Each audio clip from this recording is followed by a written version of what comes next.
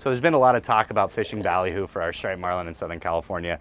We've been doing it personally on my boat for about 7 to 8 years. We learned how to do it in North Carolina. We were fishing giant bluefin back there, and I looked over at the captain and I asked him, where do you guys get these ballyhoo around here? Are you catching them inshore, offshore? Where are we seeing these things? And the guy looked over at me and he said, we don't have ballyhoo here. And that was my key into the idea that a ballyhoo is just a silver bait fish. It matches anything in the water, matches just like a sour fish, like a flying fish, anything like that. And the marlin don't seem to have any quarry in coming in and eating these things. So what we do is we get a pack of these ballyhoo. Baitmaster is one of the good companies. It's actually the select size that we use. They come in a 5-pack like this. If we're gonna be fishing that same day or the next day, we'll go ahead and thaw the baits completely. Then we'll go ahead and pop out the eyes and rig them and put them on ice. If we're gonna fish, like when we're fishing a 3-day tournament, what we wanna do is we'll fill the bucket just enough with water to where it just comes to the gill plates, to where you're only thawing the head. Leaves the baits hard, the body's good, then we can put them on dry ice and keep them firm for 3 or 4 days at a time. So we'll go ahead and pop a couple of these out. We'll go from the beginning here.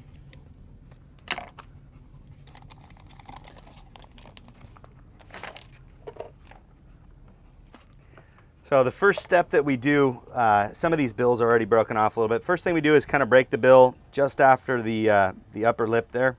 So we'll go ahead and just break them right about there. This one's already done. Snaps pretty easy? Yeah, it snaps right off. It's not a hard process at all. You can leave a little bit and it'll make the bait dig in a little bit and dive a little bit deeper, but I prefer to break them off right about there. So next step in the process is take a blunt object. A lot of people use a dowel. I use the flat end of an old pen that I have that I've used for years and years. So first thing you're going to do is you're going to pop the eyeball, both sides of the eyeballs out to where that cavity is completely open for rigging. You can do that with each one of these. And you like to rig multiple baits, Bill? Yeah, what we do is we kind of do it as a Assembly line. like an assembly line. So I'll have Scott, my dad, some of my other guys on the boat.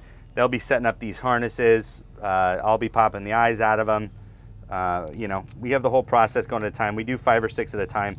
You don't want to take more than 5 or 6 out because they sit around in the sun and start to kind of degrade a little bit. So we're going to go ahead and show you how to do the Costa Rican X, which is what we use on the boat. It gives you the opportunity to fish a circle hook. It gives you the opportunity to have rig baits in the cooler and not have to switch out leaders and hooks. You use the same leaders and hooks on your rods all day long unless you catch a fish, which is nice. So first thing we're going to do is cut about a 2-foot piece of rigging floss. The 70-pound works fine. 70-pound is a little bit harder to work with than tying your knots, but it also doesn't cut into the jaw structure. The 35 is a little bit easier to tie with, but it somehow cuts into the jaw structure a little bit, and sometimes you lose baits prematurely. So we'll start off by cutting a 2-foot piece. We're going to go ahead and double it over and take the end of it, put it up through a 1/2 ounce sinker.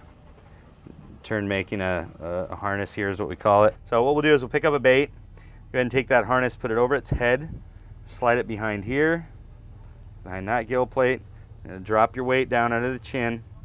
Go ahead and push it in that cavity. And then we use this little fancy bait rigging tray here. So we'll set the bait in here.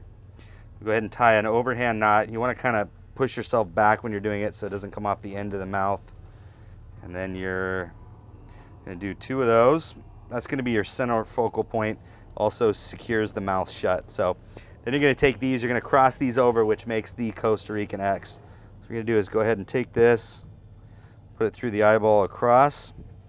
Take the other one, do the same thing, cross. That's going to give you that X that you're looking for, which is where your hook slides under, is right there. You go ahead and flip the bait over. You're going to take each line, go back around where your harness is and down. The other one's going to come under the weight, back down and around, flip it over. And then what you're going to do is you're going to do overhand knots. You have to be careful not to do them too hard. If you do them too hard, you'll cut that area there. So what you're doing is just firming everything up. You can do it 1, 2, or 3 times. And then you're going to go ahead and trim these off. You don't want these tag ends hanging down. So what they'll do is act as a keel and make it swim to one side or the other and roll over. So you want those tucked down in there nicely. See the end product is an X there. Your weight's tucked in nicely. It gives it a nice swim under the water. And then you're gonna take we fish 100 or 130 pound fluorocarbon, a small piece of it up to my wind-on that's mono. We're gonna go ahead and snell the hook, which is very, very important in the hookup ratio. And then we're gonna use the Owner SSW hook. It has a little larger gap in the bend of it, which gets around the jawbone of a larger marlin a lot better. It's not a super heavy wire hook, so you don't wanna fish anything bigger than about 50 pound on it. You're gonna go ahead and take the hook, and you're gonna tuck it under the X when you're getting ready to put out a bait, under the X, out the other side. That's gonna sit right on top of its head. You wanna make sure it's even there. And then we're gonna do what the bait is. You wanna go down, and you're gonna break the back like this. You'll hear it crunch. You go right down the back. It kind of separates the meat from the backbone. And then you're gonna take your finger, and you're gonna drain the waste out of it. Let me see if we can get a better angle there for you. You just drain that out. That gets more of the stuff that gets in the way of having it swim properly. You're gonna go ahead and bend it real nice. And the end product is that it swims like a live fish in the spread there. We don't even fish drop backs. We don't even have a drop back rigged. Every fish that comes in the spread comes up and eats it because it looks like a live bait.